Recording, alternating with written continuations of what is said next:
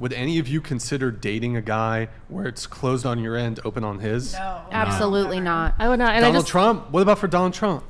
No, we would have to have a monogamous relationship. What if he's making 10 million?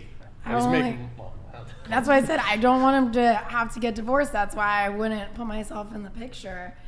Okay. I wouldn't What about you? do that ever. Keep in mind, this could be like your ideal guy. He could be very high status, very attractive. I'm gonna go from personal. Like if the guy I was dating now wanted to do like the whole, we break up, but you stay there, I go out. I don't know. Like I can't. Sure. I don't know. I wouldn't. Monogamy would be a core value for me. And just on the double standard, I would also offer up that there are women out there who have multiple male partners, and the male partners are monogamous to them. So, I don't think there's anything wrong with double standards as long as everyone agrees. Okay. No, I wouldn't want to do that. Personally, would not be my ideal man if he would not be monogamous to me. Alex? Absolutely. Donald Trump? Absolutely not. Huh? She's scarred. No, I just that's disgusting. And also, I would lose attraction for a guy if I wasn't like the only woman in his life. Like if I really liked him and he was my ideal 10 out of 10 guy or whatever, but if he was talking to other girls besides me and I knew I was an option, I would lose attraction for him. One of the interesting things that I love about this is you asking them what they think they would do. And I always say women don't honestly know what they would do until they're actually in the situation, and their emotions, the emotionally charged variables that factor into that equation are actually present. I think I know what I would do in this situation. You can say what you would do on the outside looking in until you're actually in the situation. I don't think any of you have ever been in the situation. You're acting like this is Sophie's choice. Like I would never be attracted to a guy who's talking to other girls. No, I'm saying that because I'm also a relationship coach, and I see women all the time who say one thing and actually do another in reality.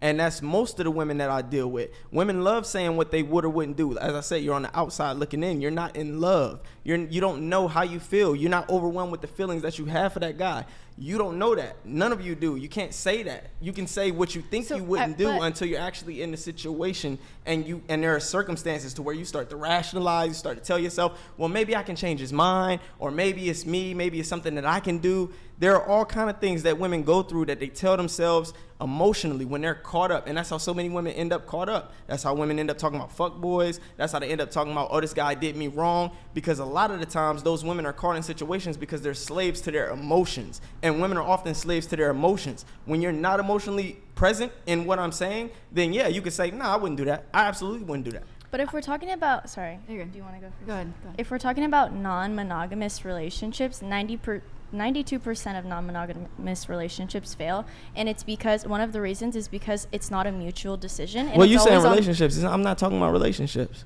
Well, that's what we were just talking about.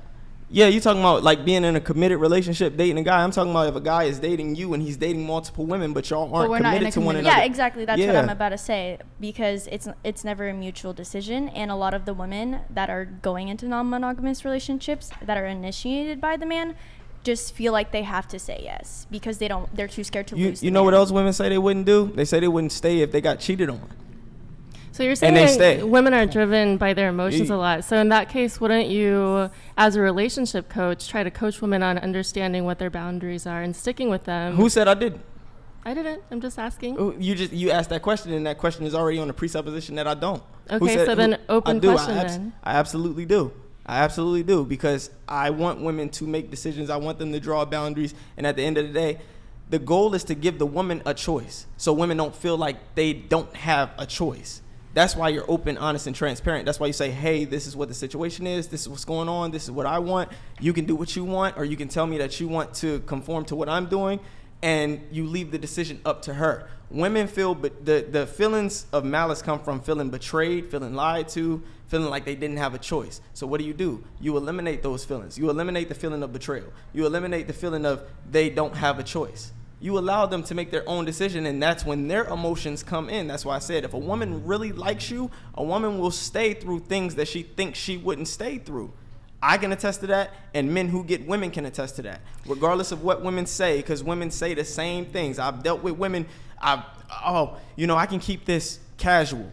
Oh, So no, I really like where you. I it want a pushed back a little relationship. bit is where you're saying that a woman will sort of prove how much she cares about you if you can sort of if she proves to you that she's willing to do things that she wouldn't otherwise do. What that sounds like to me is sort of already having a little bit of soft boundaries. So the other way to approach that would be asking the woman, what are your boundaries, and coaching her on how to stick with that. And that would be the approach that I would take. Overall, I think it's just different when you, like he said, like we're not in, if you're in love, it's completely different. Thank you. Like when you are really, really like in love with this person, it does not matter what they say, what they do, you're still just gonna love that person. And like the fact that we were talking about this like shows that like some of us are clearly not in love. I've been with. That's why I respect your answer. You said no, and then you said I honestly don't know. You know why she doesn't know? Because she know how she feel about him right now, and she make that decision based on how she feels about him right now. And I think it's perfectly fine to not know. You know, we don't all have the answers right here, right now, and things change over time. You know, maybe one day one person says they want to be monogamous. The next 6 months, after 6 months, things change, or they are in their headspace changes. They want to open up the relationship. A year passes, they want to be monogamous again. So it's a fluctuating thing. We don't always have to know in the moment. But I think there is a difference between saying a woman doesn't know because she's a slave to her emotion and how she feels might change. That's true.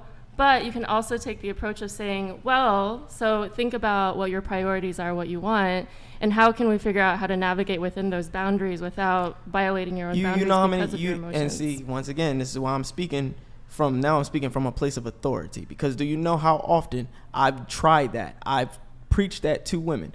Do you know how much women don't listen when they're in love? Do you know how many women come to me when they schedule a coaching session and they tell me what the issue is and the type of guy that they're dealing with, and I tell them about boundaries. I tell them leave.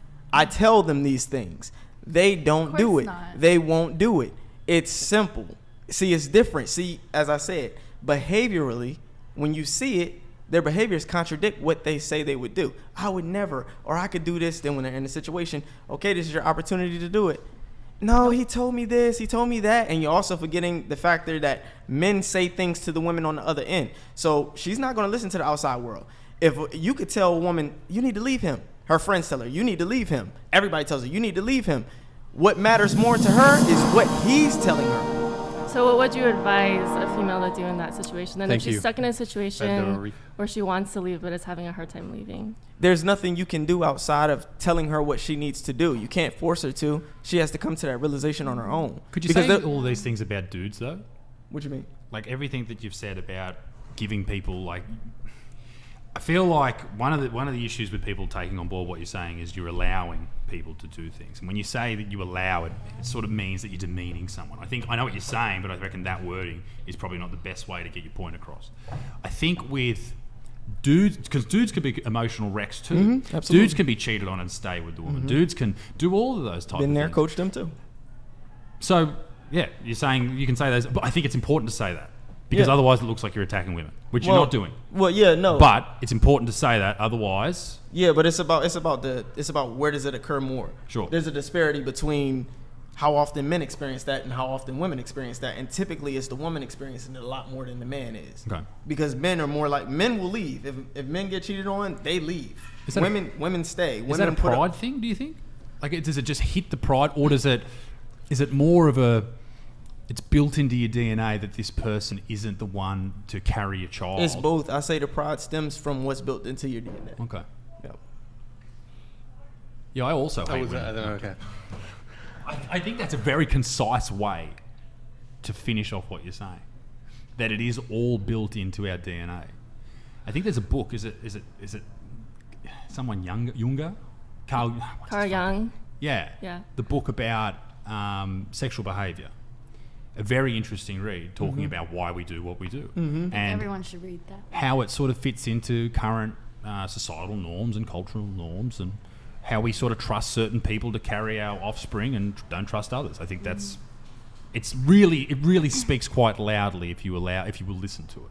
Yeah, and if you realize a lot of domestic abuse comes from women who have committed an act of infidelity, or they perceive that the woman has committed an act of infidelity. That's that pride and jealousy that comes into play. So when a woman cheats, a man is much more likely to put his hands on her if he finds out, because of that sexual jealousy. Like, sexual jealousy is, in a sense, more intense for men because men value sexuality more than women do. Like, emotional cheating is deeper for women and sexual cheating is deeper for men.